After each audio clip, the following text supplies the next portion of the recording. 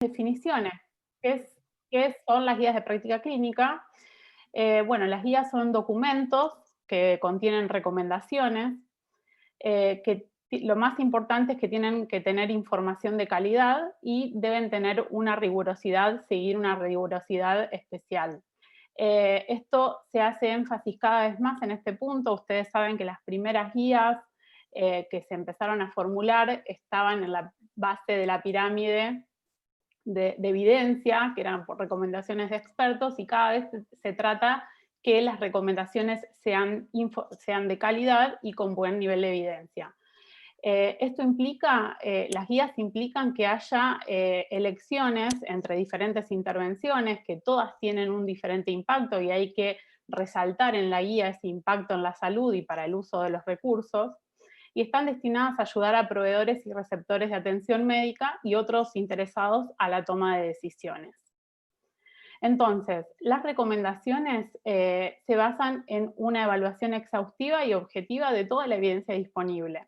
Este proceso tiene que ser claro para el desarrollo de las recomendaciones y que el lector vea qué base científica hay para esas recomendaciones. Entonces, los dos puntos más importantes de una guía es que haya buena calidad de la evidencia y que las recomendaciones y el proceso de los mismos sea muy claro. ¿Cuáles son los tipos de recomendaciones que tenemos? Hay guías de asesoramiento rápida, que en este contexto de pandemia seguramente habrán visto. Las guías por lo general tardan tiempo en hacerse y con emergencias públicas se tienen que desarrollar documentos de una forma más rápida. Estas propuestas por la Organización Mundial de la Salud tardan en realizarse entre 1 y 3 meses. Tienen que tener una revisión externa, tienen fecha de caducidad, pero en este contexto se han desarrollado algunas, este es un ejemplo de la neumonía por COVID.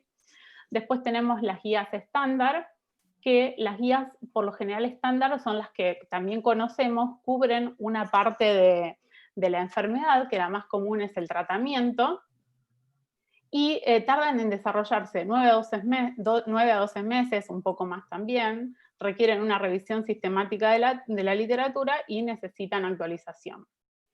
Y necesita brindar un soporte para esta actualización. Y las guías completas no solo tienen el desarrollo del tratamiento, sino que también cubren otros aspectos como screening, diagnóstico, intervenciones clínicas, y estas tardan entre 2 a 3 años y también necesitan una revisión sistemática. Por último, la recopilación de guías, estas no incluyen nuevas recomendaciones, sino que busca literatura de guías ya publicadas y se hace una evaluación crítica de la calidad de esas guías y se adoptan o se tratan de recopilar esas recomendaciones ya formuladas. Y les puse un ejemplo de guía estándar, que es el ejemplo que vamos a ver después, de las guías de colitis ulcerosa. Estas serían unas guías estándar, ya que son de tratamiento, pero son bastante completas, o sea, tienen más información, así que podrían ser un intermedio. Bueno, ¿y por qué tener guías propias? Este es un tópico que también está bastante de moda, ya que todos nos preguntamos en algún momento para qué gastar semejante energía y recursos en hacer guías propias si ya las sociedades americanas y europeas generaron este tipo de guías. Pero bueno, la realidad es que no todos tenemos las mismas necesidades sanitarias, ni la misma realidad. Cada país tiene cada región tiene su necesidad. Los pacientes tampoco son los mismos y las posibilidades de acceso al sistema de salud no son las mismas. Entonces van a surgir muchas diferencias con las guías publicadas, sobre todo de Europa y América en nuestro caso. Los costos no son los mismos, el método diagnóstico, los tratamientos o las intervenciones y el orden de recomendación para iniciar un tratamiento no es el mismo, y esto nosotros también lo vimos en Reumato. Hicimos las guías de argentinas de artritis psoriática, que siguieron la misma metodología GRED que las guías americanas. Las guías americanas, con la misma calidad de la evidencia, indicaron, y esto ya se basa en qué tener en cuenta para las recomendaciones, indican o recomiendan el agente anti-TNF en pacientes que tienen alta actividad de la enfermedad y que nunca recibieron una droga convencional. En cambio, en nuestro contexto, los expertos decidieron que, a pesar de que la calidad de la evidencia es baja, por nuestros costos y nuestro contexto, indicar de inicio en un paciente naive un biológico excesivo para nuestro sistema, y está como primera opción estas drogas a pesar de la calidad de la evidencia. Pero ¿siempre es necesario hacer una guía de cero? O sea, ¿necesitamos hacer guías con toda la revisión sistemática de la literatura y desde cero? No, la realidad es que cada vez hay más desarrollo en tratar de usar los recursos que ya fueron hechos en otros países y a través de otras guías.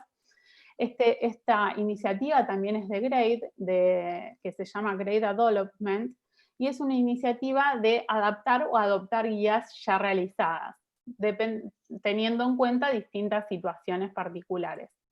Entonces, las tres opciones son adoptar, que quiere decir recomendaciones que existen, las adopto tal y como están y se adaptan a mis necesidades, a mis preguntas, y las publico y las adopto tal y como están. La otra opción es adaptar, o sea, mis preguntas son similares, las recomendaciones hechas son similares, pero las adapto a mi contexto. Y desarrollo, que es las recomendaciones de nuevo. Básicamente las guías que hay publicadas no tienen nada que ver con mis necesidades, con mis preguntas, y en este caso necesito hacer una revisión sistemática y empezar de nuevo mi guía.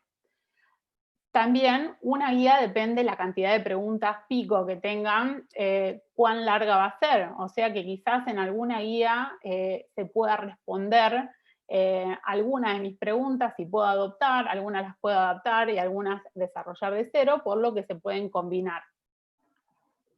Este es el esquema que propone GRADE, que desde la selección de un tópico, ¿sí? De interés de la guía que yo quiero actualizar, hacer una prioridad o hacer una escala de jerarquía de las preguntas de interés y tratar de identificar las guías publicadas en el tema. No cualquier guía, hay una escala y es un trabajo de entrenamiento de cómo evaluar estas guías publicadas. Tienen que ser relevantes, creíbles, de buena calidad, bastante recientes, idealmente utilizando la metodología GRADE. Y si mis preguntas se basan o coinciden con estas guías de calidad ya publicadas, básicamente, y no solo la calidad, sino que las recomendaciones también se ajustan, puedo hacer una actualización de esa revisión, y si no se ajustan a mis necesidades, tendré que hacer una guía de nuevo. Entonces, si los marcos de decisión y las recomendaciones no están realizadas, probablemente pueda adaptar la calidad, pero tengan que desarrollar las recomendaciones. Si las recomendaciones también se ajustan, las tendré que reevaluar y ver si tengo que hacer alguna modificación, desarrollar mis recomendaciones y ver si adoptar o adaptar las guías. Básicamente las de nuevo son cuando las guías no coinciden con mis necesidades. Esta búsqueda de guías tampoco es sencilla, hay distintos elaboradores, compiladores y buscadores de guías, donde no se buscan como los artículos convencionales en PubMed, sino que a través de Clinical Queries o en distintas bases de datos para ubicar estas guías de práctica clínica. Pero bueno, vamos a ir un poco al paso de cómo es el hecho de desarrollar una guía o preguntas de nuevo. En el primer de los casos, o la parte más importante y la principal de una guía, es primero decidir el tema, desarrollar la guía. La planificación, alcance y evaluación de las necesidades es un tema primordial que se debe agotar en profundidad antes de comenzar, porque esto, si no se hace exhaustiva y adecuadamente, hace retrasar y volver para atrás en varios de los puntos que siguen. Luego viene la etapa de formulación de preguntas pico, revisión sistemática de la literatura, evaluación de calidad de evidencia por metodología GRADE, desarrollo de recomendaciones, y por último está toda la parte editorial de redacción, revisión, desarrollo del documento final y un plan de actualización. La primera parte, que nos vamos a enfocar un poco más en profundidad es la planificación, la formulación de las preguntas y un poquito de la revisión sistemática de la literatura. Entonces, ¿cuáles son los equipos de trabajo que tiene que haber en una guía de práctica clínica? El más importante, bueno, los dos son muy importantes, sino que los metodólogos, la única diferencia es que suelen ser un grupo de trabajo fijo, y lo que varía, de acuerdo a las guías a realizarse, es los expertos en el tema. Los expertos son los que van a estar muy involucrados en el desarrollo de las preguntas pico y en el desarrollo de las recomendaciones, son el principio y el final de la guía, y los metodólogos hacemos toda la parte de trabajo del medio. Entonces, en cuanto a planificación, alcance y evaluación, ¿qué es lo que nos tenemos que plantear a priori y qué desarrollar? Primero, obviamente, una definición de todos los grupos de trabajo, la planificación de tipo de pregunta, esto es lo que veíamos al principio, qué tipo de guía se ajusta a mi necesidad, una guía completa con 60 preguntas pico, una guía puntual donde hay un tema que yo quiero desarrollar puntualmente sobre esa patología que me va a demandar solamente 2 o 3 preguntas, cuáles son las necesidades e inquietudes globales y puntuales, cuál es el público a la que van dirigidas. Muchas se hacen para médicos muy especialistas y hay otras que se hacen más para generalistas, otras para los que toman decisiones en cuanto a economía. Si hay inclusión de pacientes, que esto está cada vez más en boga y cada vez se hace más hincapié en incluir a los pacientes en la etapa de recomendaciones, ya que hay mucha evidencia y hay mucho movimiento en que el shared decision making, que es la decisión compartida con el paciente, hace que la adherencia a los tratamientos sea mejor, y optar por un tratamiento junto con el paciente hace que el abandono de la medicación sea cada vez menos frecuente, y bueno, y por último, setear el tiempo horizonte. Entonces, la segunda etapa, una vez que ya tenemos todo planificado, es unirnos con los expertos a realizar las preguntas pico. Pico viene de población, intervención, comparación, outcomes, y bueno, la T es del tiempo al cual me voy a guiar en los outcomes y en el desarrollo de la guía. La población esto aplica para el desarrollo de una guía y para cualquier trabajo de investigación, el tema de una buena formulación de pregunta, es básicamente qué población es de mi interés. Si yo quiero hacer unas guías de colitis ulcerosa, como en este caso, si incluir todos los pacientes, o si quiero incluir una subpoblación de pacientes con enfermedad tardía o enfermedad temprana, o si quiero hacer un análisis de subgrupo de esos pacientes, todas cosas que hay que setear con anticipación. La intervención es la droga en esa pregunta que voy a tratar de investigar si es superior a la droga que usamos habitualmente, al tratamiento estándar. Tener en cuenta los mecanismos de acción, ventajas y desventajas de todas las intervenciones, los costos, eventos adversos, seguridad. Y los outcomes, que básicamente aquí nos planteamos varias cosas, y acá hace un puntapié muy inicial y muy diferente a otras metodologías, la metodología GRADE con respecto a los outcomes. Quizás antes en las guías de práctica clínica se incluían si eran eficaces y seguros, o se incluía cualquier outcome que era publicado en alguno de los artículos. GRADE trató de llevar o estandarizar esta búsqueda de outcomes para los pacientes y para toda la toma de decisiones en outcomes menos importantes y más importantes, con una escala de 1 a 9, tratar de graduar esos outcomes. Sí o sí hay que tener en cuenta que cada pregunta tiene igualmente que tener outcomes de eficacia y seguridad. Yo quiero incluir y evaluar una droga, si es superior al placebo, tengo que saber si es eficaz y si es segura. Pero dentro de esos outcomes tengo que ver cuán importantes son. Yo acá puse como ejemplo náuseas, infecciones y eventos adversos. Y GRADE lo que hace es dejar afuera todos los outcomes menos importantes e incluir en el análisis los outcomes importantes y críticos para la toma de decisiones. Bueno, y una vez que tenemos definido ya nuestro documento con las preguntas pico y con los outcomes, tenemos que ir al desarrollo de la revisión sistemática.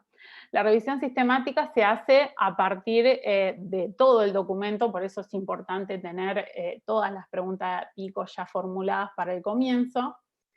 Yo acá puse una diferencia entre revisión sistemática, narrativa y metaanálisis, pero básicamente nos vamos a enfocar en revisión sistemática, que es lo que necesitamos para el desarrollo de la guía de práctica clínica. Lo único que quiero que se tenga en cuenta, a diferencia de la narrativa, es que es reproducible, tiene métodos que se tienen que seguir rigurosamente, y alguien que quiera realizar lo mismo que yo tiene que tener y obtener el mismo resultado. Por más que yo después de haber hecho mi revisión sistemática haga un resumen cualitativo y no extraiga ningún número, esa persona tiene que haber llegado a los mismos artículos, a la misma cantidad de artículos que llegué yo con mis búsquedas y con mis métodos. El metaanálisis no es más que la síntesis cuantitativa de la revisión sistemática. Si todo se alinea, y es lo que vamos a ver la semana que viene, se pueden agrupar esos datos en una síntesis cuantitativa. Entonces, lo primero para la revisión sistemática es la búsqueda bibliográfica. La búsqueda para una guía de práctica clínica o para una revisión sistemática debe incluir al menos 3 bases de datos y literatura gris. Esto solamente proporciona el 80% de la literatura. Uno piensa que buscando en PubMed encuentra casi todo, y la realidad es que casi menos de la mitad está en PubMed, y buscando y agregando dos fuentes más y literatura gris, recién me aseguro el 75 al 80% de lo que hay publicado. Y luego, hablando ya más de la revisión sistemática y de la rigurosidad de sus pasos, requiere al menos 2 o 3 personas para el desarrollo, ya que todo se hace por duplicado. El primer paso es la revisión de todo lo que yo obtuve en la búsqueda bibliográfica, de todos los artículos que obtuve, que por lo general en una guía grande son 5.000 artículos. El primer paso es hacer una revisión rápida de título y abstract, porque toda búsqueda incluye artículos irrelevantes. El segundo paso, revisión full text, todo esto es por 2, los 2 autores o los 2 revisores hacen este paso. Y la extracción numérica de outcomes en plantillas de extracción. Esto, si ya decidí que voy a hacer síntesis cuantitativa, tengo que también, por duplicado, con un revisor, extraer toda la información para estos outcomes críticos e importantes que hablamos en las preguntas. Y por último, hacer la síntesis cuantitativa, que es el metaanálisis, que es lo que me va a ayudar a mí a poder evaluar esta síntesis o estos datos para poder hacer la evaluación por grade. Lo más importante, o uno de los pasos más importantes de la revisión sistemática, es la evaluación del riesgo de sesgo. O sea, todos artículos incluidos tienen o pueden tener algún sesgo que hay que controlar. Por lo general, si yo hice una guía que va a ser, o incluí una pregunta que requiere un tratamiento o que quiero evaluar una droga, lo más probable es que incluya ensayos clínicos de esa droga. Entonces, la evaluación de sesgo en ese caso va a ser, o es una de las más conocidas, que es la herramienta de Cochrane. Cochrane es la madre de las revisiones sistemáticas y es la que creó esta herramienta de riesgo de sesgos, donde críticamente se lee cada paper y se evalúa qué generación de secuencia tuvo, de aleatorización, de ciego, si hay información incompleta, reportes selectivos, sesgo de publicación, se analiza todo y se extrae por artículo. Y para los datos observacionales, quizás hay preguntas que no tienen información de ensayo clínico y necesito extraerlo a través de estudios observacionales, sobre todo si no evalúo una intervención y evalúo una exposición, o puede llegar a ser una vacuna también, que no hay demasiados ensayos clínicos. Necesito herramientas críticas para evaluar el sesgo de los estudios de cohorte o los observacionales que incluya. Y luego tengo lo que es básico para la evaluación de la calidad de evidencia mediante grade y el desarrollo de recomendaciones. Acá entramos en lo que es la guía de práctica clínica. Seguramente han conocido y han leído en guías de práctica clínica los diferentes tipos de valoración de calidad de la evidencia, ya que hay alrededor, se estiman que hay más de 100 sistemas de valoración. Todos tienen en cuenta, o casi todos tienen en cuenta, esta pirámide, que en la cima de la pirámide está lo de mayor calidad de evidencia y en la base de la pirámide está lo de menor calidad de evidencia, que es lo que le decía al principio. Las primeras guías tenían en cuenta casi siempre solamente la opinión de expertos, y cada vez se trató de hacer más riguroso este paso. Yo les traje como ejemplo 2 nada más, que son, antes de hablar de grade, que es uno de los primeros sistemas que fue el canadiense, donde tenía la evaluación de los niveles de evidencia del 1 al 3, también empezando por la cima, por ensayos clínicos, y terminando en la opinión de expertos, y el conocido SIGN, que evalúa también del 1 al 4, teniendo el mismo concepto de pirámide, con mayor calidad, menor calidad, pero puntuando, siempre se veía que cada uno, el que se está usando, tenía algún defecto. Entonces se trataba de mejorar y salía una metodología nueva para valorar la evidencia. Y esta es una de las últimas antes de Grade, una de las más utilizadas, donde también se valora por pregunta. Digamos, si yo tenía 5 preguntas, pico, por pregunta podía valorar mi nivel de evidencia. Y cada una de estas se relacionaba con su recomendación. Para la primera, para las canadienses, los grados de recomendación de esa droga iban de la A a la I, desde existe buena calidad de la evidencia para recomendar a no existe evidencia para recomendar, y para el SIGN de la A a la D también con diferente escala para recomendar. Luego se observó las limitaciones, que también seguían siendo grandes para todos estos sistemas, y sobre todo para dos, que era graduar la importancia de los desenlaces, que ninguna lo hacía, o sea, todos hacían una evaluación global por pregunta y no por desenlace, de eficacia o de seguridad, como hablábamos hoy, o por outcome, y evaluar la calidad de cada desenlace. A su vez, todas estiman hacen una estimación global de la calidad, y las recomendaciones son inconsistentes, o sea, recomiendan o no recomiendan solo de acuerdo a la evidencia disponible. Por eso surgió Grade y la evaluación de la calidad de la evidencia a partir de Grade y el soporte de recomendaciones de Grade. Esta, básicamente, la diferencia es que hace evaluación de calidad por outcome, hace también evaluación global, o sea, hace las dos cosas, global por pregunta y por outcome de cada pregunta, y hace una evaluación muy objetiva, y es una iniciativa que también surge de Cochrane, no es en realidad es canadiense, pero consiguió el consenso de casi toda la literatura médica de revisiones sistemáticas, y ya básicamente es como todo el mundo está utilizando la metodología Grade por estas ventajas.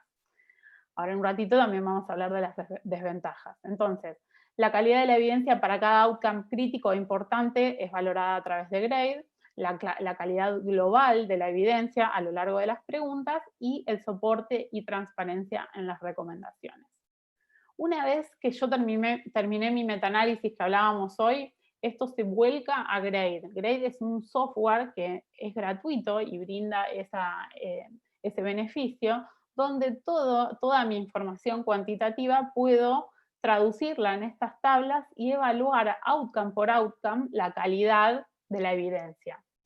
Lo que ahora vamos a hablar un poquitito mejor, pero lo que yo necesito para evaluar esta evidencia y tratar de llegar a una recomendación, a una calidad de evidencia por outcome, es incorporar el diseño del estudio.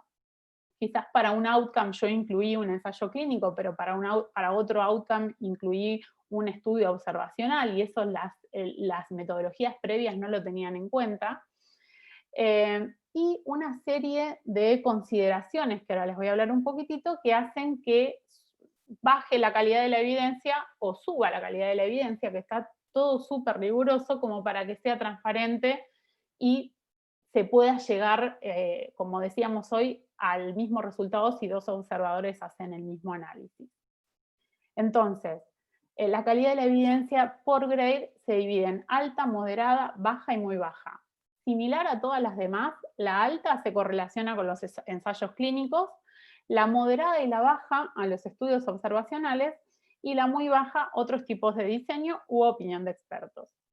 En moderada no hay ningún estudio aquí que lo señale, y esto es básicamente porque por default Grade, si incorpora un ensayo clínico, me lo considera como calidad alta, y yo tengo que críticamente evaluar si disminuir la calidad si tiene alguno de todas estas cuestiones que ahora les voy a nombrar un poco.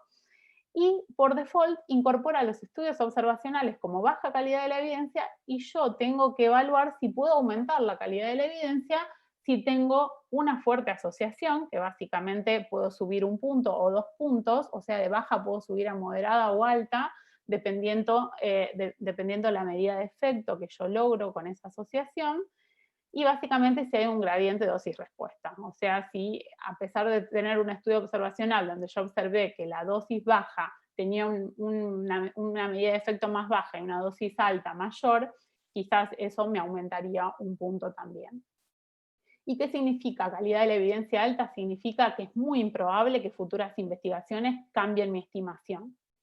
Moderada significa que es probable que pueden existir futuras investigaciones que la cambien, y ya baja y muy baja directamente es probable que futuras investigaciones me cambien totalmente el foco, puede haber información de más calidad que cambien el efecto y resulte incierto.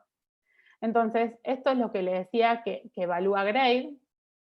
Cuando incorporo un ensayo clínico, no solo tengo que medir el riesgo de sesgo que vimos hoy, que es el del artículo global, sino tengo que evaluar outcome por outcome a ver si hay algún riesgo, me lo cataloga en serio, no serio, no serio, serio y muy serio. Y después tengo estas medidas, básicamente, se los voy a hacer rápido. La indirectness o información indirecta es, por ejemplo, si yo no tengo información de calidad para extraer datos de colitis ulcerosa, pero sí lo tengo de enfermedad de Crohn, yo puedo utilizar esos datos, pero yo tengo que bajar la calidad de la evidencia. Quizás yo considero que es importante incluirlo, que esta droga ayuda a este outcome o a esta patología, y puede tener una correlación con mi enfermedad, pero tengo que bajar un punto porque no se hizo directamente en mi enfermedad. Y después, en la síntesis cuantitativa o en el metaanálisis, puedo evaluar las demás. Son evaluaciones gráficas y estadísticas. Inconsistencia básicamente habla de heterogeneidad, que es un test estadístico, cuando yo veo que estoy incorporando, o por ahí hice una síntesis cuantitativa de cosas que no tenía que evaluar en conjunto, que tendría que haber hecho análisis de subgrupo y demás.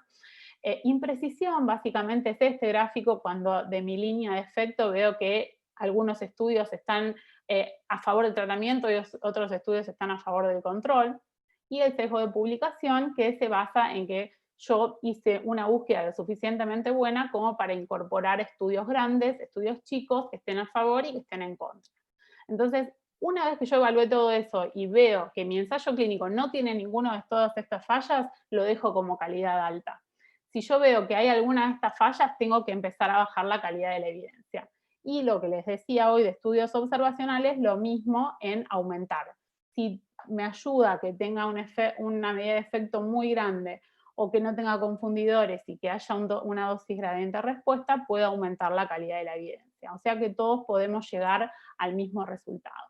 Y por último, el desarrollo de las recomendaciones. Como le decía, las demás metodologías solo tenían en cuenta la calidad de la evidencia para recomendar A, B, C, D. Grade propone que no solo sea la calidad de la evidencia, sino que justamente hagamos un balance entre beneficios y riesgos, valores y preferencias y costos, que ahora les voy a decir un poco cómo es esto. Entonces, lo que propone Grade es que las recomendaciones sean fuerte a favor o fuerte en contra una determinada intervención, o débil a favor o débil en contra. Entonces, básicamente, cuanto mayor sea la diferencia entre los beneficios y riesgos, estará más justificada una recomendación fuerte. Si es muy beneficiosa y poco riesgosa, probablemente sea fuerte. Y al contrario, si están muy cerca, los riesgos de los beneficios probablemente sea débil. En cuanto a la calidad de la evidencia, es más probable, y no siempre es así, pero es más probable que cuanto más calidad de la evidencia, la recomendación sea fuerte. Y acá es como les decía hoy que nos pasó con las guías argentinas de artritis psoriática, que los valores, preferencias, y en realidad es más por los costos, cuanto más elevado es un costo, es más probable que la recomendación sea débil, ya que no podré justificar la fuerte, y con los valores y preferencias, y acá tienen relación la incorporación de pacientes, si los pacientes no están de acuerdo, probablemente lo pueda recomendar como débil y no como fuerte. Entonces, para correlacionar lo que les decía hoy, las tablas Grade donde yo ya incorporé toda mi información, me brindan mucha más información. Y, tengo información de medidas de efecto relativas, tengo medidas absolutas, tengo mi calidad de la evidencia graduada por los dominios que evaluamos hoy, puedo incorporar desenlaces dicotómicos como en este caso, o cuantitativos como en este caso, donde me lo define y me lo muestra como media e intervalo de confianza. Y bueno, puedo realizar anotaciones, pero básicamente estas son las tablas grade que evaluaremos con el tiempo de seguimiento siempre establecido.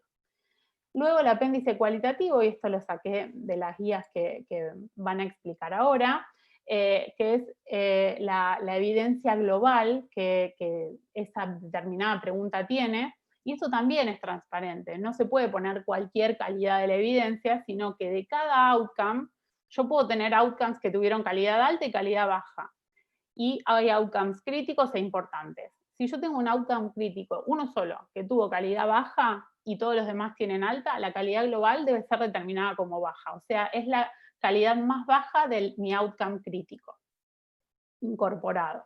Y bueno, y se hace un resumen cualitativo o revisión cualitativa de la literatura.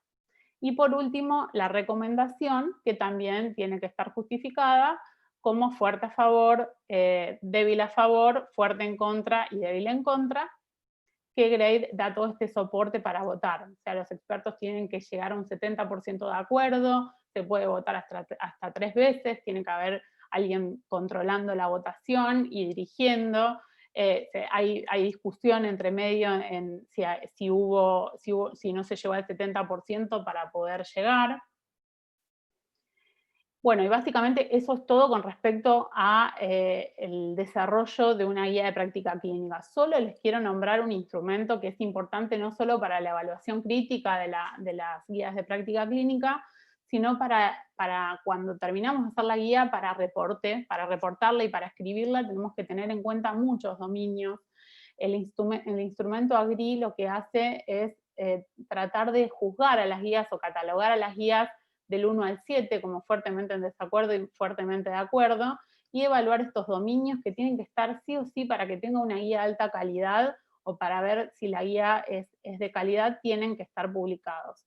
Si tengo claros mis alcances y objetivos, el propósito, los aspectos, la participación de todos los implicados, incluir pacientes, si están todos los interesados incluidos, todo el rigor que hablamos de la elaboración, juzgarlos también del 1 al 7, la claridad en la presentación, que sea clara, que tenga un lenguaje claro y una estructura y formato, y bueno, aplicabilidad, tengo que nombrar en mi guía los costos. Si yo estoy recomendando una medicación de alto costo, lo tengo que decir y tiene que estar abordada esta estrategia.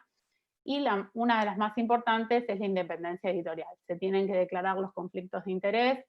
El que pagó el desarrollo de la guía no puede estar influenciado, no puede influenciar o estar involucrado en las recomendaciones, y tiene que estar explicado en el documento. Y como conclusiones, entonces, les quería dejar que es posible generar documentos más cortos y de calidad. Tienen que ser igualmente rigurosas en su elaboración para reunir y sintetizar la evidencia y formular las recomendaciones claramente. Claras también en cuanto al lenguaje y formato, tienen que ser aplicables, haciendo referencia a las implicancias de la aplicabilidad de esa guía.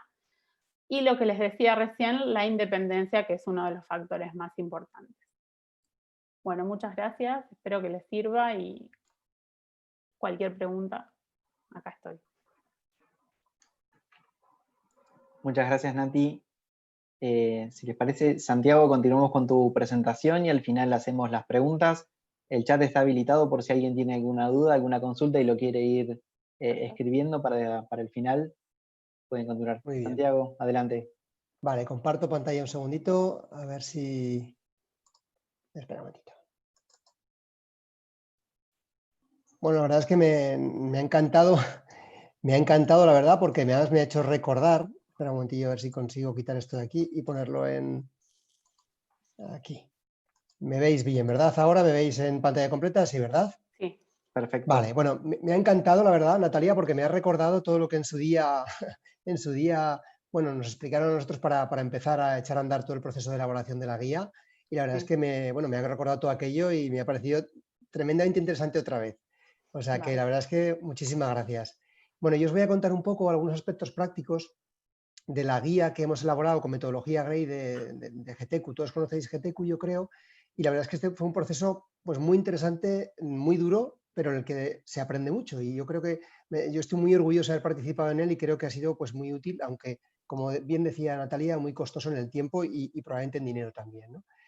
Bueno, todo esto comenzó año 2007-2012. ¿Esto por qué empezó así? Pues esto empezó así porque la Junta de GTQ, que empezó entonces, elaboró un plan estratégico en el cual pues, puso una serie de objetivos a largo plazo, como veis aquí en el mandato de una o dos juntas, intentando pues, elaborar una serie de cosas, ¿no? Y dentro de estos aspectos que ellos querían contemplar en ese, como plan estratégico a medio plazo, pues estaba el de elaborar unas guías propias de práctica clínica. En ese momento, estas son las diapositivas originales de cuando preparamos las guías de entonces, ¿no? Y como os digo, bueno, pues esto era la clave, ¿no? La clave era que en estas guías iban a ser de metodología Gray. Esto entonces, hablo del año 2010 o algo así, cuando empezó todo esto, bueno, pues era una metodología pues novedosa, ¿no? Y que realmente pues no había ninguna guía en ese momento en enfermedad intestinal que utilizara la metodología Gray. Y era una guía, una metodología que ya nos pareció entonces que era la que se iba a imponer claramente y de hecho se ha impuesto, como bien ha contado la doctora Zamora ahora, ¿no? Por una serie de aspectos es la que se ha incorporado, pues la que se ha impuesto claramente, ¿no? Entonces ese fue el motivo realmente de elaborar las guías Gray de GTQ, ¿no? De empezar con ellas, ¿no? Ese fue el motivo fundamental. El proceso práctico que os voy a contar yo ahora, pues bueno, primero empezó por crear una serie de comités de diseño y desarrollo de las guías, un conjunto de gente que era la que velaba por el proceso general de la elaboración de las guías, unos comités de trabajo que eran específicos para cada guía. Aquí veis en el nuestro concretamente, que fue el comité de colitis ulcerosa, pues formamos parte Fernando Gomollón, Beatriz Sicilia y yo, Santiago García. Y bueno, realmente ese proceso fue duro porque, por ejemplo, nuestros dos comités de trabajo de las guías de Crohn y de Perianal, pues no llegaron a terminarlas. Y esto es porque realmente el esfuerzo inicial fue muy grande, probablemente era mucho más complejo todavía de sintetizar la evidencia y evaluarla en el caso del Crohn y de la Perianal que en el caso de la colitis ulcerosa. Pero lo cierto es que es un proceso que, como os habéis podido ver, es bastante costoso, ¿no? Después, ya desde el principio, se contó con un comité que iba a ser los que van a ser los revisores internos de la guía, que en este caso pues, son 21 personas, todos ellos gastroenterólogos, más o menos expertos en enfermedad circulatoria intestinal, y también se contó desde el principio con un comité de revisión externo, que eran 25 personas, de forma que explícitamente iban a participar gastroenterólogos no expertos, cirujanos, médicos de familia y enfermos. O sea, eso ya se tuvo en cuenta desde el principio y era algo que teníamos claro que teníamos que incluir en la guía desde el principio. ¿Cuál fue el paso previo? Bueno, pues no teníamos mucha idea, o yo por lo menos no tenía ninguna idea de la metodología Grade. Entonces, en ese momento se hizo una reunión presencial, contamos con el soporte desde el principio de la Cochrane, de personas de la Cochrane, y la verdad es que eso fue, bueno, pues fue importantísimo, perdón, que he cambiado sin querer, fue importantísimo para poder echar a andar el proyecto. Este artículo es un artículo pues muy antiguo, ya tiene muchos años, pero está muy bien y si alguien se lo quiere leer, pues yo se lo paso o lo puede buscar, es muy, muy interesante y nos sirvió bastante para empezar, ¿no? a entender muy bien cómo era la metodología Grade.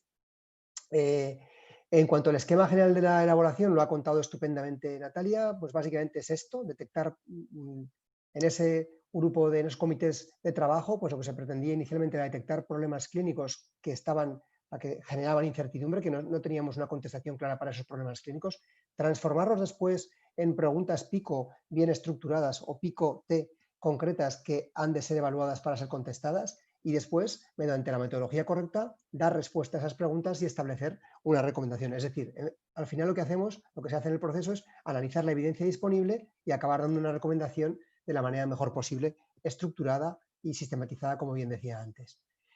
En cuanto al primer aspecto, determinar los problemas clínicos a tratar y las áreas de incertidumbre, pues la parte práctica fue esta. Nosotros nos juntamos, el comité de elaboración y el comité de las guías, y definimos unos escenarios clínicos de los cuales partir. En este caso decidimos que eran el brote leve moderado y el brote grave y el mantenimiento de ambos brotes. Entonces, los escenarios que íbamos a cubrir para elaborar las preguntas, bueno, para primero ver la incertidumbre y después elaborar las preguntas, eran estos. Inducción de la remisión de la colitis ulcerosa activa, que podía ser brote grave ingresado, a este se refiere el brote grave, es una situación muy bien definida, el brote leve moderado, que es el que no está ingresado, y el mantenimiento posterior de estos dos escenarios una vez obtenida la remisión en ellos por uno u otro fármaco. Esto es lo que primero definimos en un comité entre todos por consenso.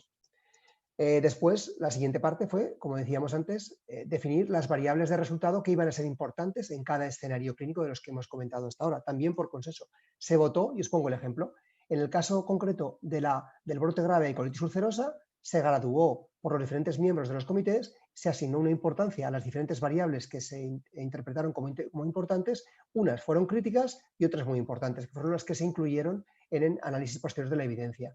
Y bueno, aquí podéis ver que en el caso concreto del brote grave de colitis ulcerosa, la mortalidad, como es posible, aunque muy rara, se consideró una variable crítica. También así la colectomía. Y aspectos como la seguridad eran muy importantes, pero no tan críticos, porque en ese escenario de brote grave de colitis, pues no eran exactamente igual. Y todos estos outcomes o variables de resultado eran diferentes, esto se ha descolocado, pero bueno, eran diferentes en función del escenario clínico. En los escenarios de mantenimiento, la seguridad se valoraba mucho y otros aspectos como, por ejemplo, aquí la mortalidad pues no era una variable que estuviera en cuenta aquí porque no es una variable que se presente habitualmente, ¿no? Con lo cual eso tenía una diferente puntuación en cuanto a su importancia y luego se evaluaba diferente en la evaluación de la evidencia.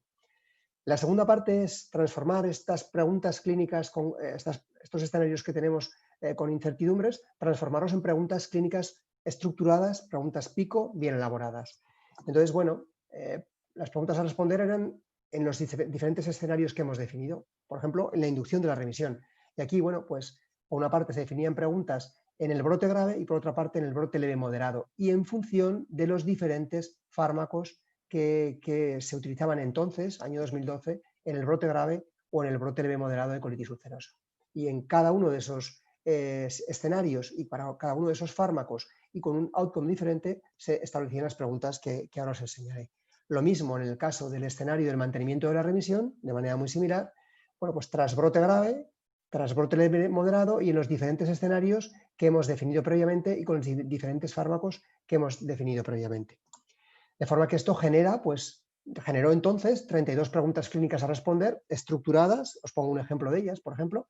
Es esta pregunta, ¿no? En pacientes con brote grave de colitis ulcerosa, ¿son eficaces los corticoides en la inducción de la remisión? Bueno, pues hay un paciente, una intervención. En esta pregunta concreta no hay una comparación, pero en otras muchas preguntas hay otro tratamiento de comparación, porque compara qué es más eficaz, uno u otro, y en una variable concreta, que en este caso es la inducción de la remisión. Remisión que hemos definido previamente al inicio de la guía para saber bien de qué hablamos cuando hablamos de remisión.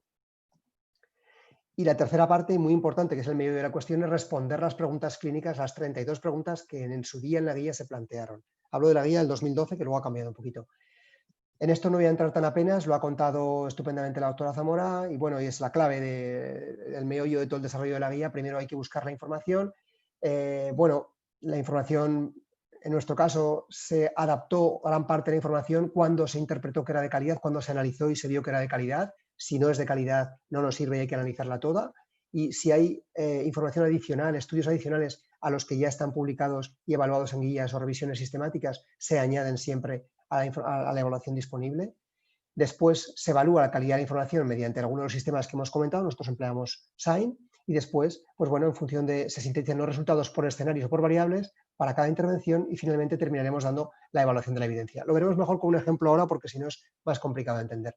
¿Evaluar la calidad de la información? Bueno, pues os muestro un ejemplo de la tabla que elaboramos año 2012 para evaluar, en este caso, pues la revisión sistemática que disponíamos con infliximab era, ¿es eficaz infliximab en el tratamiento de la colitis ulcerosa moderada grave? Pues había una revisión sistemática del doctor Gisbert y analizamos pues las diferentes variables importantes de esta revisión sistemática y la consideramos válida y la utilizamos para la evidencia, para las recomendaciones posteriores. Aquí veis que incluimos un montón de comentarios metodológicos que fuimos hablando con Cochrane cuando teníamos dudas, pues si había inconsistencia, si había heterogeneidad. Si teníamos dudas, lo hablábamos con la gente de Cochrane para que nos echaran una mano y de esa manera poder ir después graduando la calidad en función de la metodología GRADE. Esta es la tercera parte, ¿no? Tenemos los resultados, hay que sintetizarlos por variables, como hemos comentado antes, y analizar su evidencia por la metodología. Aquí os pongo un ejemplo también de los que utilizamos entonces. una de las tablas GRADE que empleamos entonces. En este caso, pues bueno, la pregunta que se planteaba era, ¿es eficaz el tratamiento con infliximab en el brote grave de colitis ulcerosa y en el brote grave corticoresistente? Pues aquí veis la información que tenemos, la tenemos para cada variable, variable mortalidad, variable colectomía, variable lesión clínica, las variables que hemos definido antes como variables críticas o importantes, y analizamos los diferentes factores que ha ido comentando antes la doctora Zamora, que van a generar finalmente la calidad de la evidencia. Y lo mismo hicimos. Cuando había dudas en alguna de las variables, porque tuvimos muchas dudas metodológicas, porque no es sencillo, pues se planteaba la duda, se comentaba con la gente de Cochrane y al final pues conseguíamos llegar a un consenso y establecer un grado de evidencia, ¿no? Todo esto finalmente se acaba sintetizando en un texto de la guía, ¿no? Que es sintetizar la evidencia para cada pregunta clínica. En este caso, pues, ¿es eficaz infliximab en el brote moderado de colitis ulcerosa córtico-resistente o córtico-dependiente? Pues la evidencia por variables de resultado se sintetiza, este es el cuerpo de la guía, una calidad que hemos establecido antes y una síntesis más corta de la evidencia. Y después de todo esto, de tener la síntesis de la evidencia bien clasificada y bien evaluada, es cuando llegas a establecer las recomendaciones. No voy a entrar en esto, voy a pasarlo rápido porque se ha explicado perfectamente antes, pero en toda esta formulación de las recomendaciones se tuvieron en cuenta para cada una de las preguntas pues estos factores, balances entre beneficios y efectos indeseados, calidad de la evidencia, por supuesto, factores y preferencias de los pacientes, si lo sabía, no siempre teníamos esta información, pero cuando estaba la información, por ejemplo, de cómo aceptaba el paciente un tratamiento intravenoso o subcutáneo, pues se incorporaba esta información. Y, por supuesto, los costes también son importantes y los costes comparados. En este caso, por ejemplo, comparando infliximab, por ejemplo, con la cirugía, que es un coste siempre relativo, ¿no? Y esto al final pues genera una formulación de la recomendación que acaba generando lo que decíamos antes. Una recomendación, en este caso, fuerte a favor, que para el clínico significa hazlo, que es la tercera parte que nos quiere decir al final, lo que nos viene a decir la guía GRADE en base a la pregunta que hemos planteado, ¿no? Y aquí también lo podéis ver que el grupo elaborador pues tiene la facultad de hacer algún comentario añadido adicional que crea interesante. De hecho, hay algunos que son muy oportunos y que terminan de aclarar estas recomendaciones que a lo mejor pueden ser demasiado frías, ¿no? Y a veces pues, se pueden todavía matizar un poco. El sistema GRADE es reproducible y a la vez flexible, que es lo que le hace más interesante, ¿no? Esta es la tabla de entonces, ¿no? La tabla que pusimos entonces, con todas las calidades de evidencia para cada una de las preguntas clínicas y la recomendación para todas esas preguntas clínicas con lo que significa al final para el clínico. Hazlo, no lo hagas, hazlo probablemente no lo hagas. Por curiosidad, fijaros, pues en esta guía pues hubo de las 32 preguntas, pues 2 no se pudieron contestar, no hubo recomendación, 17 de ellas hubo recomendaciones fuertes, bien a favor o en contra, y 13 débiles, bien a favor o en contra, porque la evidencia que las generaba y la revisión posterior, pues era como veis aquí. Muchas de ellas era una calidad baja, muy baja, otras moderada y en menos una calidad alta. Esto año 2012, como os digo, ¿no? La guía incluyó 3 cajas de ayuda que las llamamos así, que eran un poco para abordar aspectos que eran prácticos, interesantes, útiles y a la vez conflictivos. Y bueno, eran 3 cajas. Una de ellas lo que hacía era abordar los aspectos de la gravedad, porque es un aspecto relevante, porque entre el brote leve y moderado hay muchos grados de gravedad. La extensión, los índices de actividad, más que nada para que la guía permitiera tenerlos a mano y que sirviera para la práctica diaria de los médicos. Y consideraciones también muy prácticas sobre las dosis. Cuánto corticoide hay que poner, cómo hay que bajarlos, que esto, bueno, pues al menos son recomendaciones, a lo mejor algunas carentes de mucha evidencia, pero ahí sí que se puede, como son cajas de ayuda, sí que se puede hacer de otra manera más narrativa, ¿no? Y también realmente resulta muy interesante para el lector. También incluimos 17 tablas cuyo espíritu es ser prácticas, ya os digo, muchas tablas. Había, pues veis aquí, tablas en relación a criterios diagnósticos, tablas en relación a índices de actividad, tablas en relación a aspectos tan prácticos como, bueno, pues lo que os digo, la bajada de corticoides, cómo hay que hacerla, cómo se controla el tratamiento con ciclosporina, cuándo hay que subir o bajar la dosis, qué hay que hacer antes de empezar un tratamiento con un biológico para hacerlo todo bien, en fin, una serie de cosas que son prácticas y que son interesantes. Y finalmente, en esta guía se hicieron 6 algoritmos, que son los diferentes escenarios que hemos definido al principio, llevándolos a la práctica después de todo el proceso de la elaboración de las recomendaciones, ¿no? Y solamente os muestro este, que es el que hicimos entonces, que es el del brote leve moderado, que no os lo voy a contar, pero que realmente ha cambiado muchísimo. El brote leve moderado de colitis ulcerosa, cuando no responde a corticoides orales, es muy diferente como lo tratamos ahora o como lo tratábamos entonces, en el año 2013, ¿no? Estas guías, una vez terminadas, una revisión, una vez elaborado el boceto, una revisión interna que generó un montón de discusión muy productiva. Toda esta gente participó con nombres y apellidos. Después una revisión externa por, como os decía antes, médicos, cirujanos que aportaron cosas, enfermería también, muy importante y cada vez más, pacientes, y siempre con el soporte metodológico de la Cochrane. Y todo esto generó un montón de correos, nos volvimos locos porque estuvimos un montón de tiempo trabajando, un montón de tablas grade, un montón de sugerencias de revisores, y al final, gracias a Dios, en el año 2013 acabamos publicando la guía, después de un montón de darle vueltas a todo, ¿no? Y entonces ha llegado la actualización de 2020. Voy a ser mucho más breve. ¿Por qué esta actualización? Porque ha habido muchísimos cambios. El Crohn quizás haya cambiado algo menos, la colitis ha cambiado mucho. Hay muchos fármacos nuevos que vamos a poder utilizar y todos esos fármacos requiere un posicionamiento de los mismos, ¿no? Y evaluar su evidencia. ¿Qué hicimos en la actualización nueva de ahora 2020? Pues hicimos una revisión primero de escenarios, pensamos que había que mantener estos escenarios de la guía anterior, el brote leve moderado versus brote grave, en vez de los escenarios que ha utilizado la ECO, porque el brote moderado grave tiene una definición muy amplia. El brote grave de verdad, todos sabemos cuál es el paciente ingresado, solamente ese paciente es realmente grave. Entonces, pensamos que era interesante mantener esos escenarios previos, ¿no? Decidimos, otro aspecto importante, pues no dar menos peso al aspecto económico, porque en este momento pensamos que eso es variable y que además, si pensamos que la guía tenga visión de futuro, había que dejarlo un poco de lado, hay que ponderar más la evidencia y dejar un poquito más lejos el criterio económico. Hicimos, pues bueno, la guía previa tenía 32 preguntas, está después de todo el proceso de elaboración con la doctora Sicilia, que casi me vuelve loco la pobre, pues bueno, aquí llegamos a elaborar 44 preguntas grade, 44, algunas de ellas fueron actualizarlas, pero otras fueron hacerlas de nuevo, porque se referían a preguntas nuevas porque eran fármacos nuevos.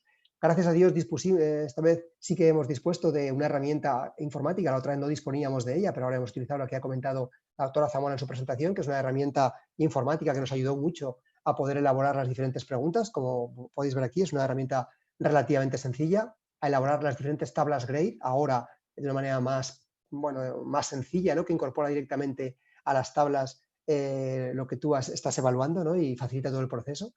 Y os voy a contar 4 cosas más sobre algunos cambios o novedades en nuestra nueva guía actualizada. En cuanto al brote grave, pues bueno, ¿qué hemos actualizado aquí? Pues una pregunta nueva, porque desde 2013 se han publicado varios estudios comparativos, no de ciclosporina y de infliximab por separado, sino ciclosporina versus infliximab en el brote grave córtico-refractario. Estudios de calidad metodológica muy importante. Hemos incluido una caja de ayuda nueva, nos ha parecido muy interesante, que es la relativa a los niveles de biológicos. Cada día empleamos más los niveles y es algo que creemos que en la práctica debemos incluirlo en la guía, es algo que tenemos que tocar. Hemos incluido a vedolizumab, ahora veréis en el esquema, pero como primera línea de tratamiento en el mantenimiento de la remisión tras ciclosporina si había recibido antes azatioprima. Y hemos incluido todos los nuevos fármacos que hay como segunda línea de tratamiento de mantenimiento, que son fármacos nuevos, tofacitinib, nuevos anti-TNF, vedolizumab y ustekinumab, que hay que incluirlos porque en la guía anterior no los teníamos incluidos.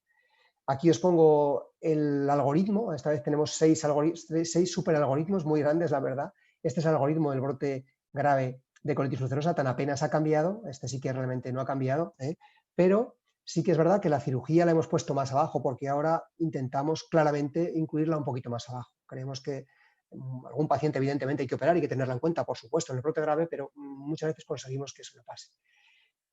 Según el paciente con brote grave de colitis ulcerosa ingresado, se ha controlado con infliximab o con ciclosporina, va después a un algoritmo diferente. Y bueno, aquí tenéis el algoritmo del mantenimiento de la remisión tras el brote grave de colitis ulcerosa inducido con infliximab. Y en este caso, pues bueno, aquí como novedades es que aquellos pacientes que no conseguimos mantener la remisión con infliximab más menos azatioprina, pues disponemos de nuevos fármacos que permitirían ser utilizados para ese mantenimiento de la remisión. En el caso del mantenimiento de la remisión tras brote grave inducida con ciclosporina también hemos incluido cambios. Por una parte, en el paciente que había recibido ya azatioprina, hay mucho estudio observacional que permite recomendar como primera línea vedolizumab en este escenario. Y por otra parte, en los pacientes que sí habían recibido azatioprina y que esta no mantenía la remisión, hay nuevos fármacos, nuevos anti-TNF, vedolizumab, tofacitinib y ustekinumab, que van a ser útiles en el mantenimiento como segunda línea, con lo cual los hemos decidido incluir en la guía. En cuanto al brote leve y moderado, también hay nuevas recomendaciones, claramente. Hay nuevos fármacos con nuevas preguntas que se han elaborado y que se han evaluado con la metodología GRADE y han sido el tacrolimus tópico, porque ahora hay suficiente evidencia para evaluarlo como terapia rectal en la proctitis. La budesonida MMX, no sé si la tenéis en Argentina, en España no la tenemos, pero hay bastante evidencia y decidimos hacer la pregunta. Golimumab como anti-TNF nuevo, vedolizumab como nuevo fármaco, tofacitinib y ustekinumab. Todos estos fármacos fueron preguntas nuevas que incluimos y que evaluamos toda la calidad de la evidencia. Decidimos, de hecho, a estos fármacos darles el mismo nivel de evidencia porque eso nos muestra los datos más potentes en la misma línea de acción. Decidimos que en las pérdidas de respuesta a los biológicos, y esto generó mucha duda, aunque se incluyeron los niveles, pero básicamente se recomendaba cambios de línea de acción por la menor duración de los switch en vez de los swap. Pero esto generó bastante polémica y fue algo que se discutió mucho dentro de los comités internos de la guía, ¿no?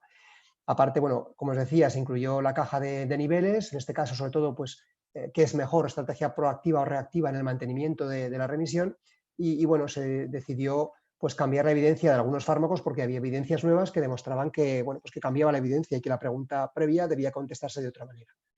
Aquí tenéis otro de los, bueno, el algoritmo del brote leve moderado que ha cambiado muchísimo, un algoritmo muy grande, muy grande, que termina en dos algoritmos que son el de corticoresistencia y el de corticodependencia, que han cambiado radicalmente con respecto a la guía previa porque han incorporado, pues bueno, nuevos anti-TNF, los fármacos que hemos ido comentando previamente, ¿no? Y como os decía antes, en estos algoritmos, en casi todos ellos, cuando un paciente no funciona uno de estos fármacos, bueno, pues lo que hemos ido recomendando casi siempre era el cambio en segunda línea o en tercera línea incluso de mecanismo de acción, porque tiende a durar más en el tiempo ese cambio que el switch o la intensificación.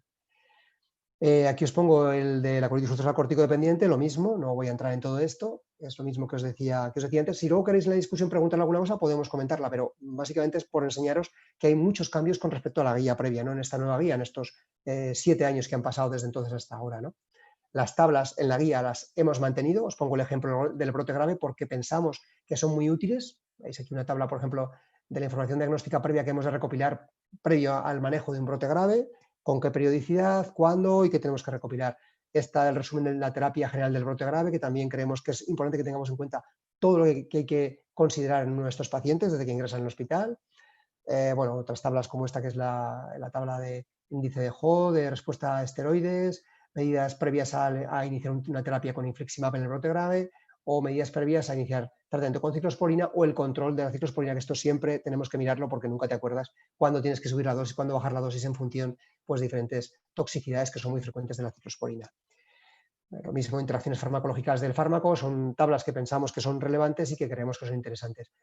Finalmente, con otra vez una revisión interna de la gente implicada, otra vez una revisión externa, esta vez más corta que la otra vez, desde luego, conseguimos elaborar la nueva guía, la nueva actualización de la guía de este año y, como os decía, con vocación de futuro, una guía que queremos que sea abierta y que va a ser abierta, aunque he intentado hoy entrar y no he conseguido entrar si no me logueaba en la revista, con lo cual hay que revisar, pero la guía va a ser abierta porque queremos que sea así.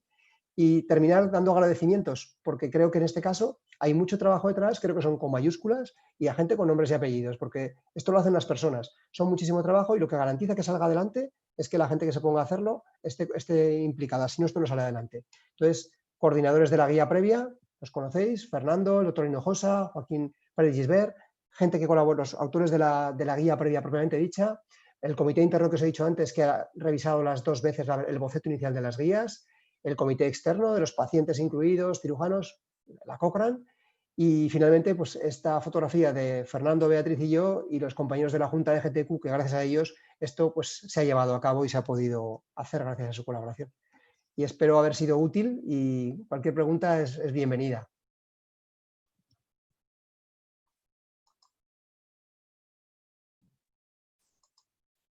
Muchísimas gracias, Santiago. Excelente la presentación. Abrimos las preguntas para que quienes quieran y tengan alguna duda, alguna consulta para cualquiera de los 2 speakers. Acá nos preguntan cuántas horas, días, años les insumió de trabajo esta guía. Santiago, pues la verdad es que fue muy larga porque al principio la verdad es que la metodología yo lo estaba contando Natalia y la verdad es que yo no me acordaba ahora porque lo que es la actualización fue un poco más fue más light, porque es verdad que no tuvimos otra vez que hacer, vamos, que revisar todo otra vez, ¿no? Pero madre mía, las tablas y con la herramienta informática de ahora, pues la verdad es que era más sencillo, pero al principio la primera parte fue muy costosa. Y por eso lo que he contado yo al principio de la adaptación, yo no sabía que había unas herramientas más o menos estructuradas de adaptación local de las guías, ¿no? Y eso es interesante, lo ha preguntado antes el doctor de Paula y me parece muy interesante y hay un proceso estructurado más o menos para eso, ¿no, Natalia? Creo que lo hay. Sí, sí, es bastante nuevo, lo propusieron en 2017, así que recién ahora hay algunas iniciativas y algunos desarrollos de países con menos recursos y la verdad que está bien hecho y sirve para solamente actualizar lo que es necesario y no hacer revisión sistemática de todo, que eso es lo que consume más tiempo. Sí. Y un aspecto que no he comentado es el tema de la difusión, es clave. La difusión de También. las guías hay que tenerlo en cuenta desde el principio y es que tenga impacto a que no tenga impacto. O sea, yo creo que esa es la clave, que tienes que tenerlo presente desde el principio, un programa de difusión de las guías. Claro, yo creo que es muy importante de cara a que tengan impacto, porque si tú haces algo y no lo vendes, no tiene el impacto que tú quieres. Totalmente. Bien, siguiendo con ese punto, Nati, sé que estás trabajando en algo de eso. El proceso de adaptación de una guía externa a algo interno, obviamente que no lleva el tiempo. ¿Qué pasos serían los que hay que tener en cuenta como para poder adaptar una guía a Sí. una local? Dependiendo de la cantidad de preguntas en realidad que coincidan con mis necesidades y con mis preguntas. Yo quizás quiera hacer una guía con 10 preguntas y 8 se relacionan con pregunta y con recomendación, o sea, con calidad de la evidencia y con recomendación de algo ya hecho. Solamente me va a llevar el tiempo de la revisión de las 2 preguntas que faltan y adaptar las preguntas de esa guía que ya las tiene hechas, en realidad, en cuanto a costos, en cuanto a preferencias, adaptarlas a ese nivel. Lo que conlleva de metodología toda la evaluación previa de búsqueda y de valoración de evidencia y de calidad de guía, que eso también se hace por el AGRI que les mostré al final. Se catalogan y se eligen las guías de mayor calidad para ver si esas son las que tienen las preguntas acorde a mis necesidades, digamos. Pero todo depende, en realidad si la mayoría de las preguntas las tengo que hacer de nuevo, quizás me va a llevar lo mismo que desarrollar una guía de cero. Y si solamente tengo que hacer 2 o 3, se dice que es 4 meses, 5 meses en promedio lo que llevaría con menos preguntas. Perdón, soy doctor de Paula. ¿Se escucha? Sí. Sí, lo Sí. escuchamos. Justamente nos hemos enfrentado a justamente esta realidad.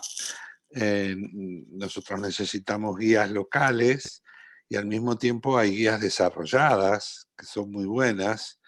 Y bueno, acá tenemos un ejemplo muy importante. A su vez, PANCO en este momento, que es la Sociedad Panamericana de Enfermedad Inflamatoria, está desarrollando una guía de colitis ulcerosa.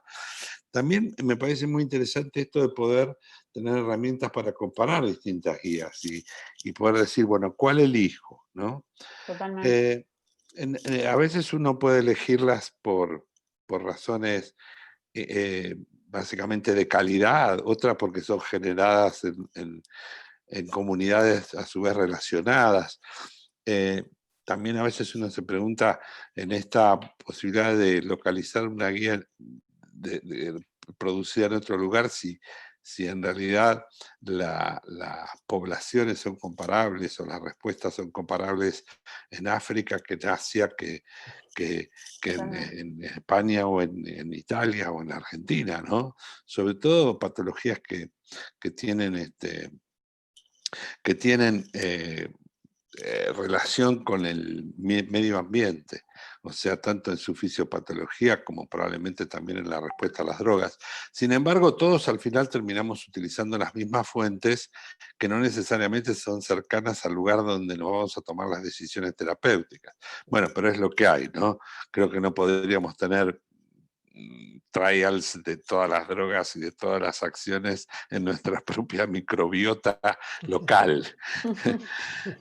Así que por razones prácticas me parece que nos tenemos que conformar con eso. Me pareció muy importante esto. Yo me perdí la primera parte de la charla tuya porque no podía entrar.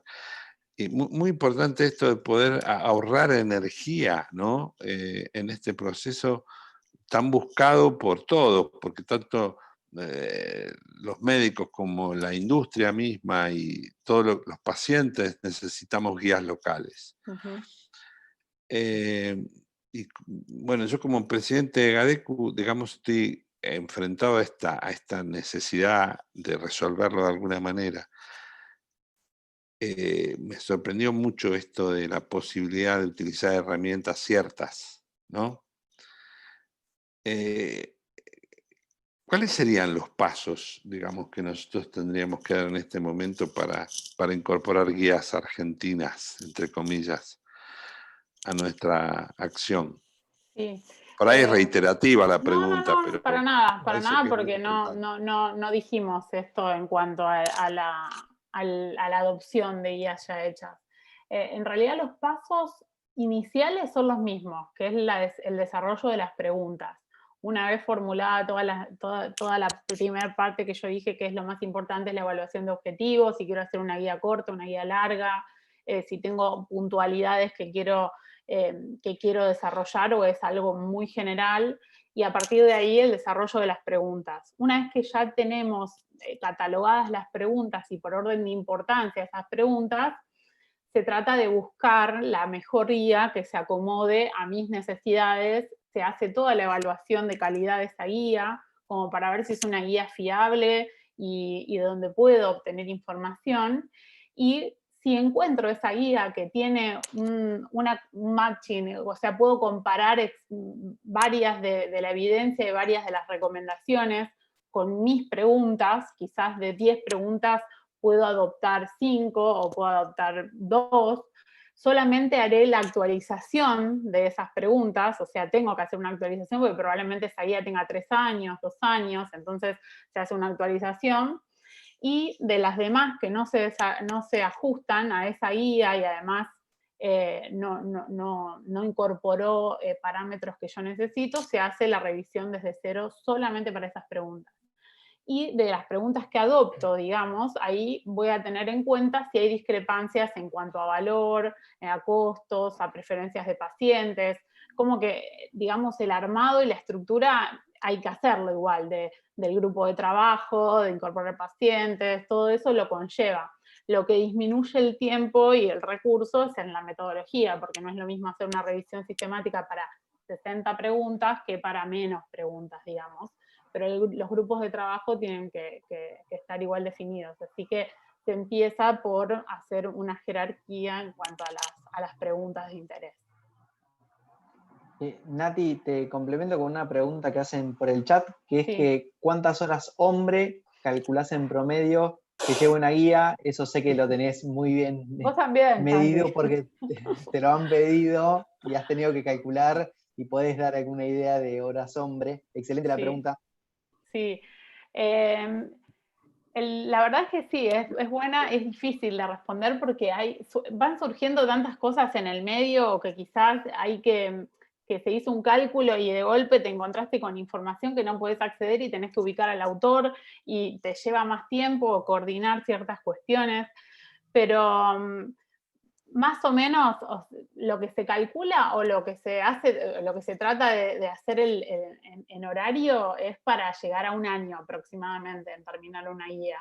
Y se estima que son entre 6, 8, 10 horas semanales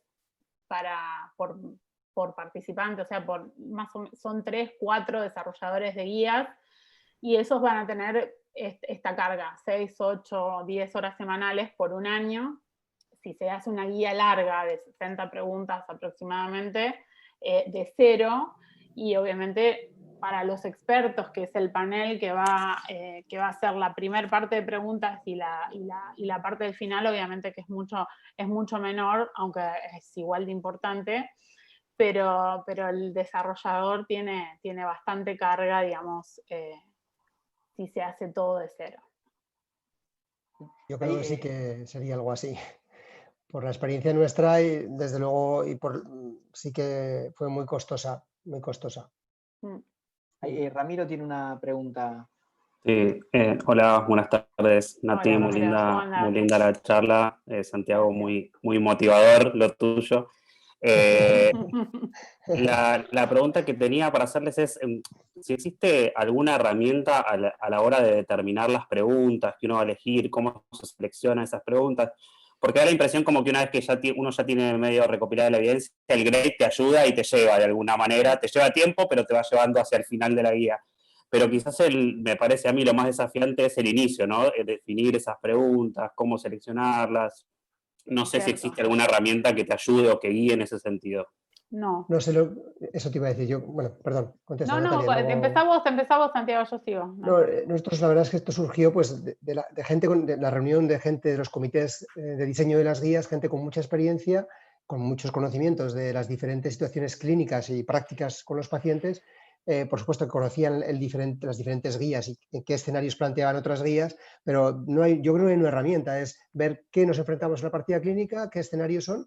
Sí que nosotros tuvimos que decidir lo que os decía antes, ¿no? Las guías ECO hablan de brote moderado a grave, pero nosotros pensamos que, aunque la evidencia que hay se ajusta más a otros escenarios y luego que el brote grave es el brote. Cuando hablas de brote moderado grave hay una amplísima distribución. Hay gente que está bastante aceptable y gente que está bastante mal. Mientras que el brote grave es el paciente ingresado que todos conocemos. Es decir, que por eso esas son decisiones que toman por consenso y que no, que yo sepa, Natalia sabe más que yo de metodología, pero no hay una herramienta que te ayude, ¿no, Natalia? Creo yo. No, herramienta no hay, sino que es básicamente qué quiero hacer, porque quizás ya hay evidencia suficiente o no quiero actualizar lo que sea droga vieja y necesito un soporte para la información o para las drogas nuevas, para las intervenciones nuevas, ya que también va a influir el tema costos. Entonces, también muchos se llevan o se dejan llevar o evalúan lo que hay publicado en cuanto a otras guías, y a partir de esas guías tomarlas de base y ver las preguntas que hay, muchos hacen eso, y complementarlas. Y depende también si quieren incorporar diagnósticos u otras cosas aparte de tratamiento, que ya ahí se complica, digamos, también más la metodología. Las de diagnóstico es metodología GRADE, pero es un mundo aparte. Entonces, básicamente en cuánto tiempo quiero terminar, cuánto quiero gastar. Todas las guías se cotizan por número de preguntas pico, o sea que de acuerdo a eso también se va llevando, digamos, el número. No, pero no hay una herramienta. Y Nati, considerando que la guía, una guía de práctica clínica tiene el valor de una ley y el peso de una ley que muchas veces puede facilitar el acceso en nuestro medio, en nuestro país, a que un pagador le dé tratamiento a un paciente. ¿Considerás la posibilidad de tal vez reducir, para disminuir el tiempo y el costo, a dirigir las preguntas por ahí tal vez a medicaciones de alto costo o medicaciones que es de más difícil acceso, como para generar recomendaciones puntuales a esto y como para generar, además de una guía de práctica clínica para el médico que va a indicar la medicación, una guía que sea también como para que el pagador esté orientado hacia dónde tiene que ir? Sí, totalmente, totalmente. Creo que muchos están haciendo eso de guiar y hacer la guía hacia lo que más controversia hay o a lo que tiene más alto costo para ayudar a los pacientes y para que haya un documento válido regional, porque antes nos ha pasado con medicación de alto costo que te piden justificarla y si no hay una guía tenés que buscar un artículo externo, no te lo aceptan, entonces muchos se orientan también para hacer el documento para que las obras sociales la acepten, para que no te den demasiada vuelta, o sea que se trata de encarar por el lado también del pagador a la guía.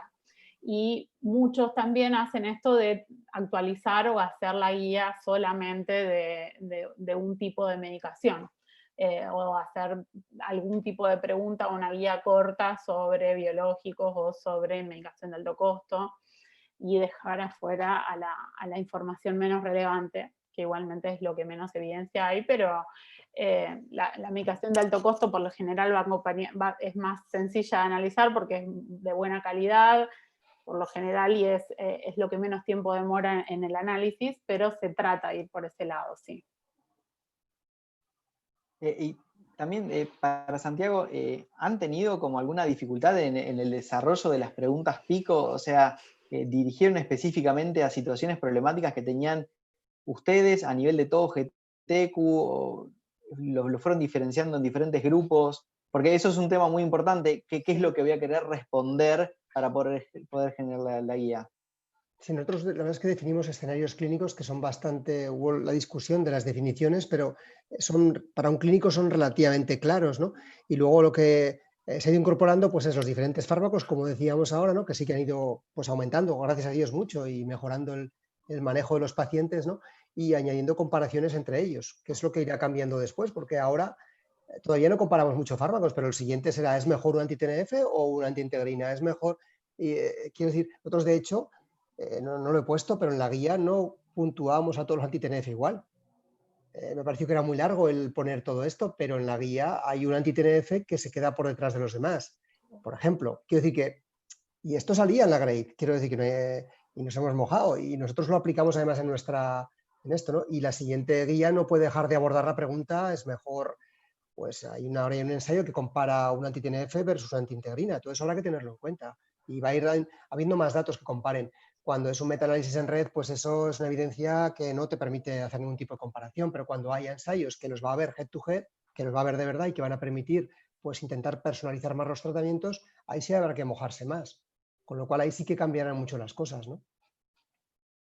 ¿Sabes? No sé si he contestado a tu pregunta con eso, pero Buenísimo, excelente. bueno.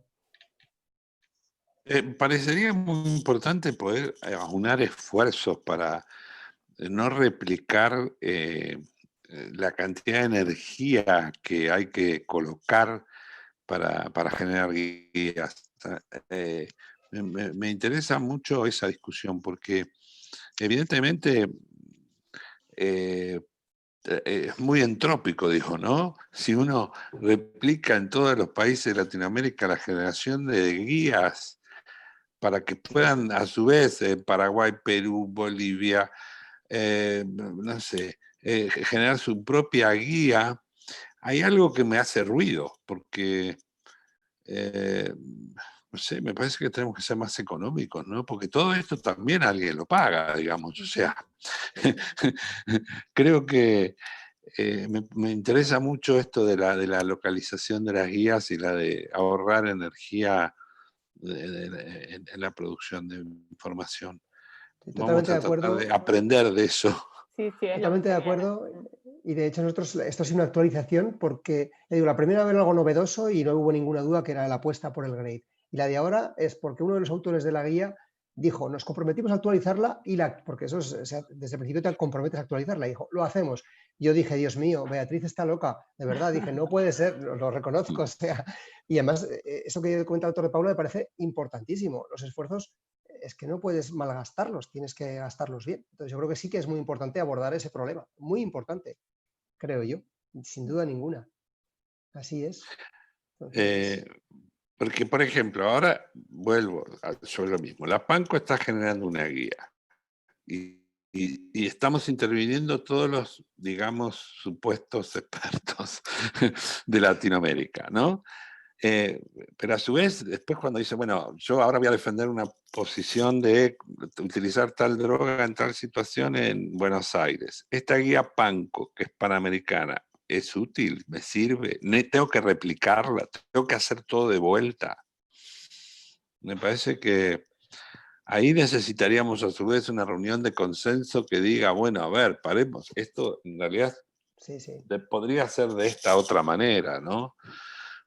Sí, Porque yo creo que en todos los países, incluso tanto los prestadores como los médicos, como los financiadores, piden guías locales. Pero a mí me parece que hay algo ahí que no sé. Sí, sí. quizás la forma más fácil o más sencilla de donde pararse y evaluarlo es primero juntarse sin tener en cuenta las guías que hay externas y ver qué es lo que queremos hacer, si actualizar todo, si tener alguna cosa puntual donde se ve que hay incomodidad, ya sea el pagador o de los mismos que dan las indicaciones. O sea, si es puntual, si es global, y después ver si hay alguna guía hecha que probablemente haya, que por lo menos se ajuste a la mayoría de mis inquietudes.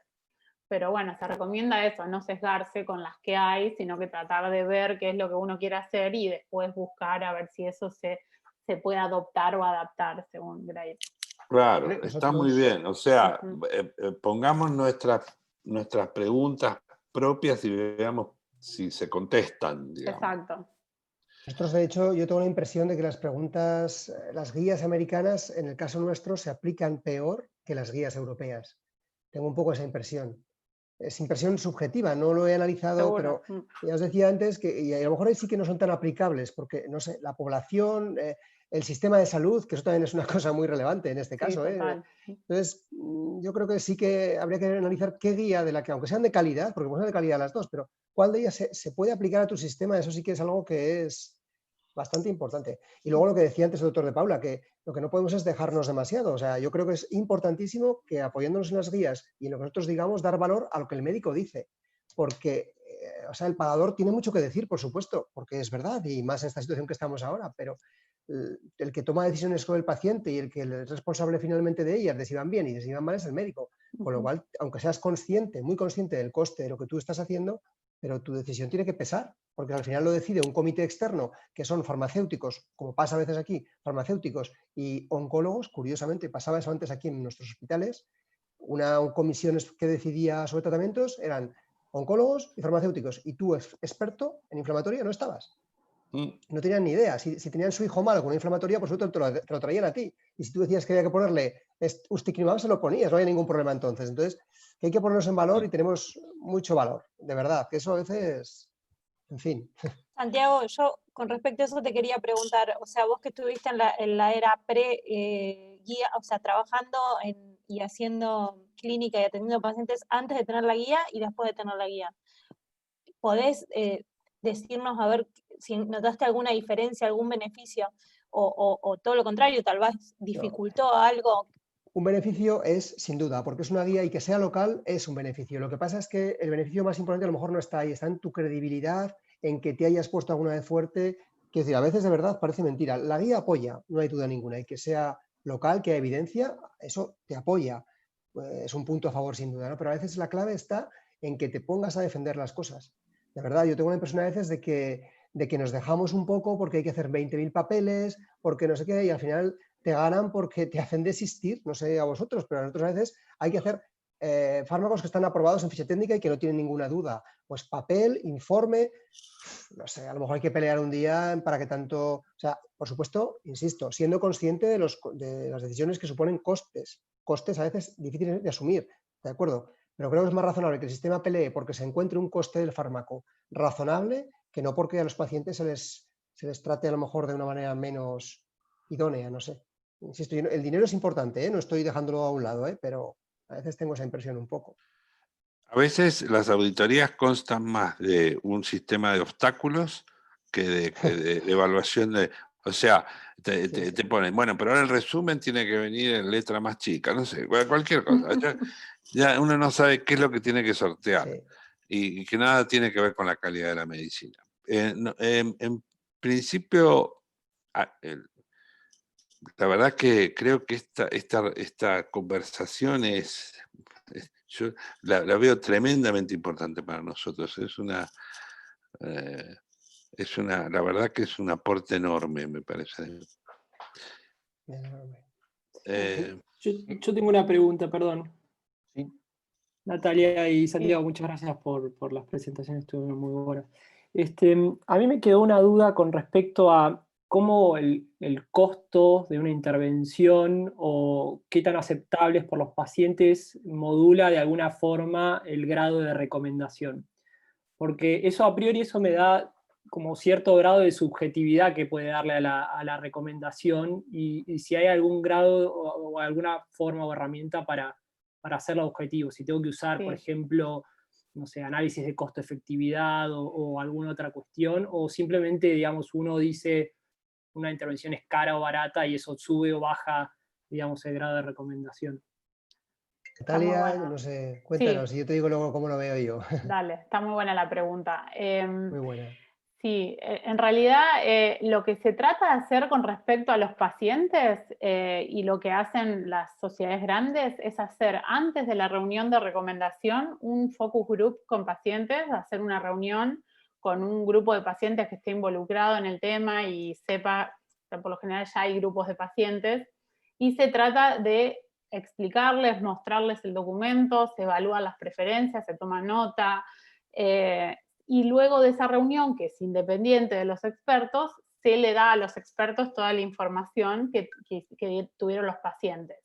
Y dentro de las, obviamente que no hay una herramienta que brinde más objetividad a esto, pero los expertos tienen que tener en su recomendación final esta evaluación hecha por los pacientes. O sea, los pacientes dan una evaluación final de decir, mi preferencia es, como decía hoy Santiago, endovenoso versus subcutáneo, o vía oral versus subcutáneo, y eso lo tienen que tener en cuenta a la hora de la recomendación. Si hay un porcentaje alto de los pacientes que refiere que está en discrepancia de esta medicación porque es endovenosa versus la subcutánea, es raro que voten fuerte. Eso debería bajar, aunque sea a débil la recomendación. Y con respecto a los costos, hay dos alternativas, que la verdad es que una no la usan mucho porque también consume mucho tiempo, que es hacer una evaluación de costos, como decís vos, completa, con un análisis de costo-utilidad, costo-efectividad, donde ya eso de por sí es como hacer un estudio de investigación diferente y lleva mucho tiempo. Entonces, se puede hacer, o se puede hacer eso, se puede hacer una evaluación de tecnología sanitaria con política, digamos, de que es más que nada, es una búsqueda donde se ve si ese fármaco está incorporado en distintos sistemas sanitarios y no. Y, o sea, costo-efectividad, evaluación de tecnología sanitaria, y lo que se usa es lo más indirecto o lo menos objetivo, que es incorporar los costos y tener idea de los costos que hay también informados. Se supone que los expertos saben qué costo tiene cada medicación en ese país, y a la hora de la recomendación tenerlo en cuenta también. Pero no hay una herramienta que para las dos cosas sume objetividad, sino que tienen que estar, digamos, en cuenta por el informe de pacientes de un lado y por el análisis de costos, en nuestro caso por ANMAT, saber cuánto vale una, cuánto vale la otra, que es totalmente gratuito y se puede acceder fácilmente. Ahora con los biosimilares también se está haciendo esto, ver si realmente el biosimilar baja considerablemente el costo respecto al producto original. Toda esta evaluación, tenerla en la cabeza a la hora de realizar la recomendación. Solo añadir, Nati, Pablo. Sí. No, Santiago. Simplemente añadir que Ley tiene esto, ¿no? Tiene la parte de ser sistemático y la parte de ser algo flexible, ¿no? Sí. Entonces te permite también un cierto grado de subjetividad que no deja de ser menos reproducible, pero te permite un poquito de interpretación también de las cosas. Entonces a veces es relevante. Una pregunta. A raíz de la pregunta de Pablo Olivera, cuando yo tengo, por ejemplo, la opinión del paciente con respecto a la vía, vamos a suponer, Sí. en donde eso va a modificar a su vez, digamos, el peso de un determinado fármaco, pero que en realidad estoy aplicando un criterio de una especie de promedio que saqué de un grupo, de un focus group, a un paciente particular que va a tener su propia opinión, digamos. Sí. ¿Por qué yo tuve que modificar previamente, digamos, el todo, siendo que este paciente en particular es el que va a opinar sobre ese punto? ¿Me explico? Sí, totalmente. Sí. Nosotros Sí, en ese caso concreto no modificábamos la recomendación. O sea, eso lo hablamos porque, como tú dices, era un aspecto muy individual. De hecho, no, en ese sentido, evaluabas todas las variables que había y a lo mejor cambiabas, pero eso no te cambiaba la recomendación que establecías al final. Y tampoco hay una sistemática, digamos, de si este porcentaje dice tanto, sino que queda totalmente a criterio del grupo de expertos.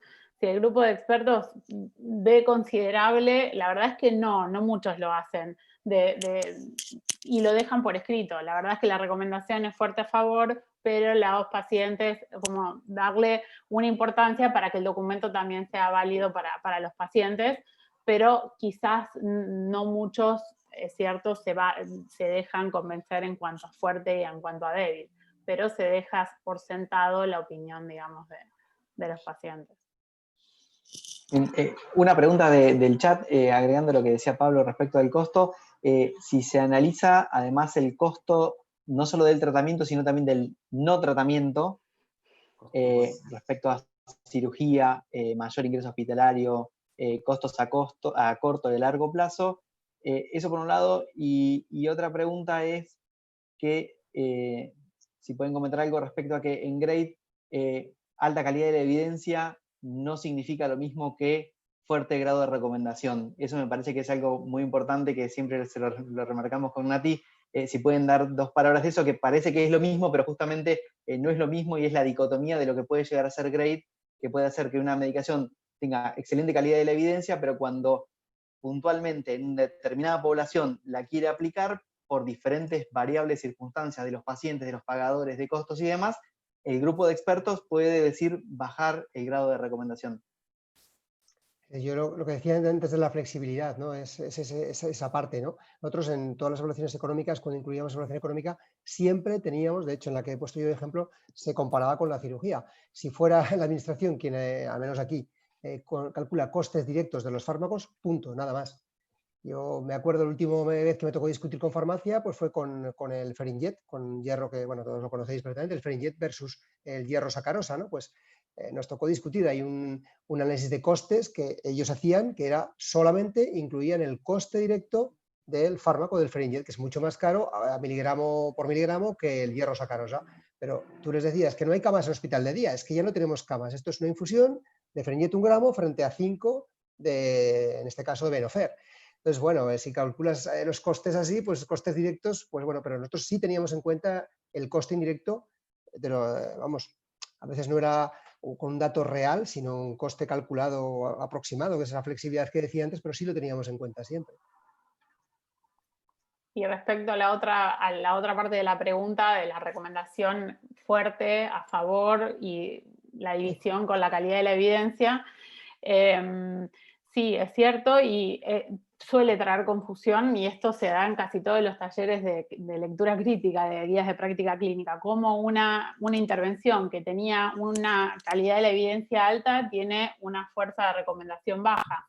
Y no siempre van de la mano y hasta a veces sirve como para decir, bueno, esta medicación directamente no se evalúa más dentro del espectro de esta patología, porque puede estar bien realizado todo el trial, puede tener una calidad excelente, pero la realidad es que no tenga efectos sobre ese determinado dominio. A nosotros nos pasó con el compromiso axial, por ejemplo, en una espondiloartritis con las drogas modificadoras del metotrexate.